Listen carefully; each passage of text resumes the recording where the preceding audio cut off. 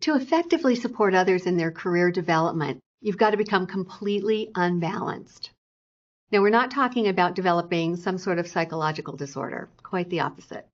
What we're talking about here is taking a different, more effective approach to talking with others. A career conversation needs to be completely unbalanced in favor of your employees. If you're doing your job well, they'll be doing 90% of the talking. If the airtime ratio shifts any in your favor and you're talking more than your 10%, you're likely taking on too much responsibility for their development and robbing them of ownership of their careers. So, how do you as a leader make your career conversations completely unbalanced? There are 3 skills. And the first is to ask juicy questions. The beauty of this approach is that as a manager, you don't have to worry about having all or really any of the answers. What you need to bring to the table are the questions. Good, juicy, insightful, thought-provoking questions. Questions that make the employees kind of squint up their eyes a little and look off in the distance and really ponder.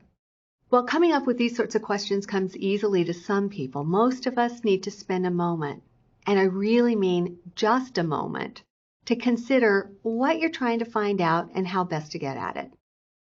It's really okay to ask those hard, provocative questions. In fact, it's these kinds of juicy questions that fuel the most productive and unbalanced career conversations. A second skill is to make silence your friend. If you're asking the right kind of questions, you're going to be making people think. And they're going to be digging through their experiences and making connections and reflecting really deeply on who they are and what they do. These kinds of questions might require more than a nanosecond to answer. But as managers, whether motivated by the press of other priorities or out of a genuine desire not to make somebody feel uncomfortable, we often don't allow more than that nanosecond for others to respond before we jump in with our own responses or more questions. So just slow it down. Give the employees the space and the silence to consider the question and formulate a thoughtful response. You'll realize a rich return on the investment of those couple of seconds. And the third skill to ensure that your career conversations are completely unbalanced is to prove that you're listening.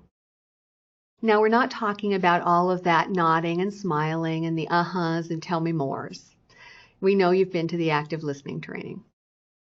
What might be more important than what you're doing during the conversation is actually what you do afterward.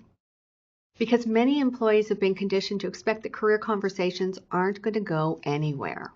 So surprise them by actually using what you've learned.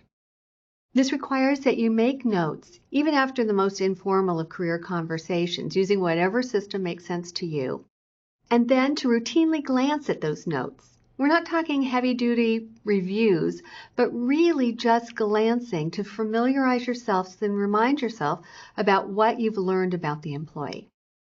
Then you can reference what you've learned in the feedback that you give, when you delegate assignments or tasks, or just in general.